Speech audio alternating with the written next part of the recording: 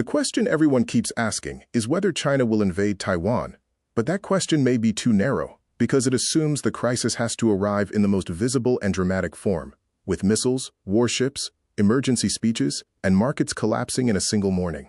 The more uncomfortable possibility is that Taiwan's future could be changed without a full-scale invasion at all, through a long campaign of pressure that makes resistance more costly, American support less certain, and regional governments more careful about crossing Beijing's red lines. A war across the Taiwan Strait would be dangerous for everyone involved. It would be one of the most difficult military operations in modern history, and it could trigger sanctions, global market chaos, supply chain disruption, and possibly direct conflict between China and the United States. China understands that risk, which is exactly why the more likely strategy may not begin with an invasion fleet. It may begin with a steady effort to make Taiwan feel increasingly surrounded, while making everyone else hesitate before helping. That kind of pressure does not always look like war. It can look like military drills that become more frequent and more realistic. It can look like aircraft and ships moving near Taiwan, until activities that once seemed shocking begin to feel routine. It can look like warnings over arms sales, diplomatic pressure on countries that engage with Taipei, cyber operations, economic punishment, political influence, and threats that are never fully stated but are clearly understood. The power of this approach is that each move can be made small enough to avoid forcing a decisive response. If China launches an invasion, the world immediately knows what is happening, and the political pressure on Washington, Tokyo, and other capitals becomes intense.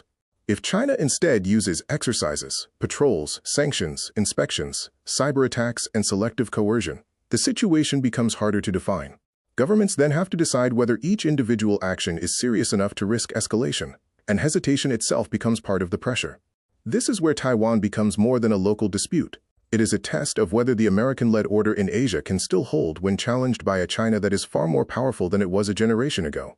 For decades, many countries in the region built their strategies around a basic assumption. China would keep rising, but the United States would remain the ultimate security counterweight. That assumption is no longer as comfortable as it used to be. The United States remains a powerful country with unmatched military reach, deep alliances, and extraordinary technological strength, but it is also divided at home and stretched abroad. It is dealing with multiple crises, a strained defense industrial base, and voters who have little appetite for another major conflict. China does not need to believe America is weak in absolute terms.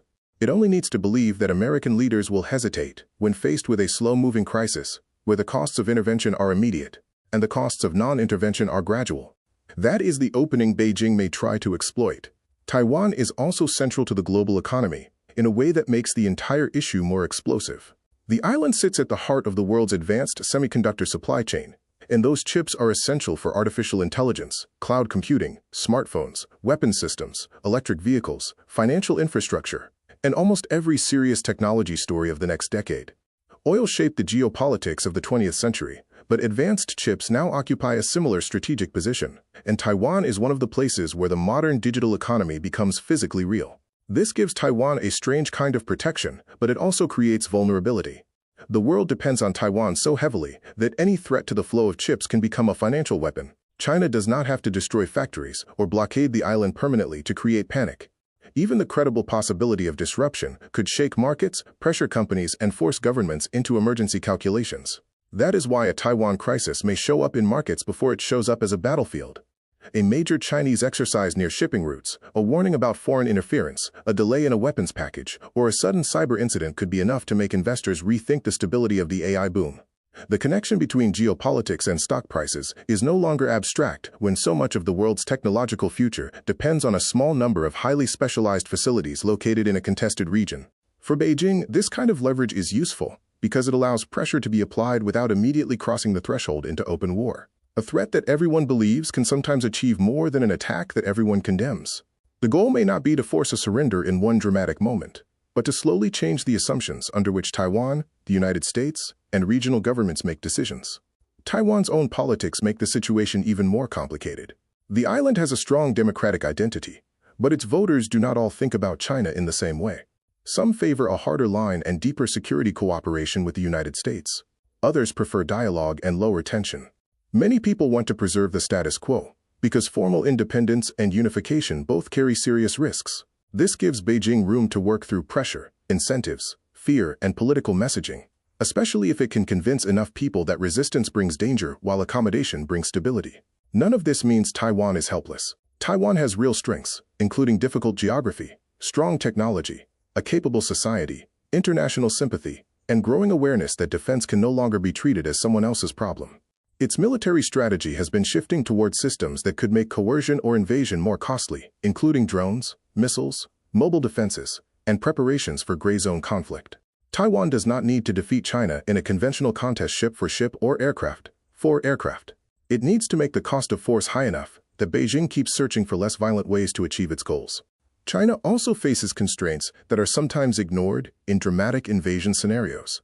A major war could damage its economy, frighten neighboring countries into closer military cooperation with the United States, disrupt access to technology, and create domestic problems at a time when Beijing still cares deeply about stability and growth. Even a blockade would be risky because China itself is tied into the same global trading system it would be threatening.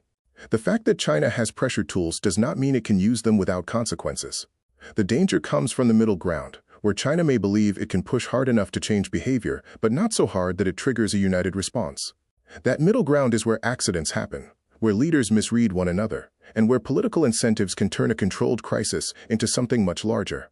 The more aircraft, ships, drones, missiles, and surveillance systems operate near Taiwan, the more likely it becomes that a mistake will carry consequences no one planned. The problem is that each side can see itself as defensive. China sees Taiwan as part of its national territory and views foreign support for Taipei as interference. Taiwan sees China's pressure as a threat to its freedom and way of life. The United States sees the issue as part of a wider struggle over whether Asia remains open and balanced or becomes dominated by one power. Japan, the Philippines, Australia, South Korea, and others do not want a war, but they also do not want to live in a region where force and intimidation quietly rewrite the rules. That is what makes the slow squeeze so difficult to manage.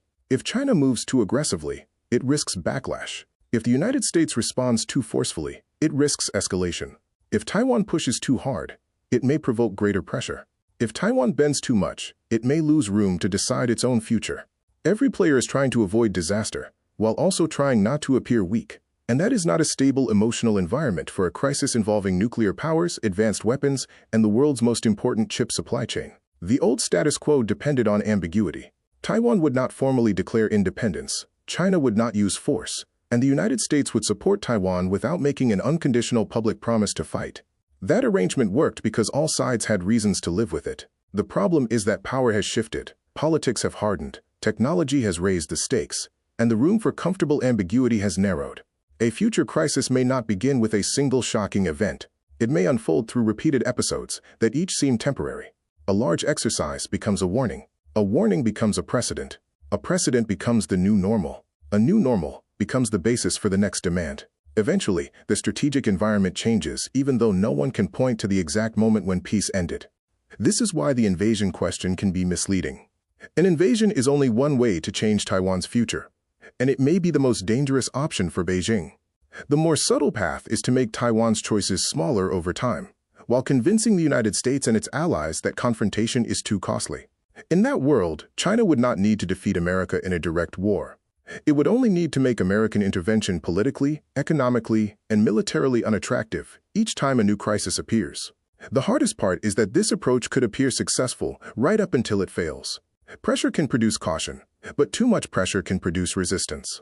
Ambiguity can prevent war, but it can also create confusion.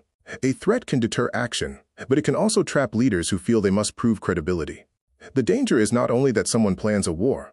The danger is that everyone tries to avoid one, while taking steps that make the next crisis more likely. Taiwan will probably remain one of the most important geopolitical risks in the world, because it combines national identity, military power, global technology, domestic politics, and great power rivalry in one narrow stretch of water. The outcome will not depend only on whether China invades. It will depend on whether Taiwan can strengthen deterrence without triggering panic, whether the United States can maintain credibility without creating reckless escalation, and whether regional countries can resist intimidation without turning every dispute into a military test.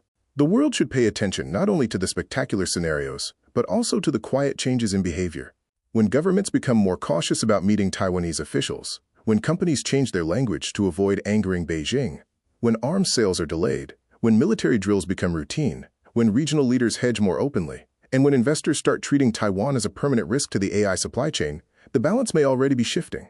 The most important geopolitical changes are not always announced. Sometimes they happen because enough people start acting as though the new order has already arrived. That is the real danger around Taiwan. Not simply that war might break out, but that power could shift through pressure, hesitation, and fear before the world fully understands what has happened.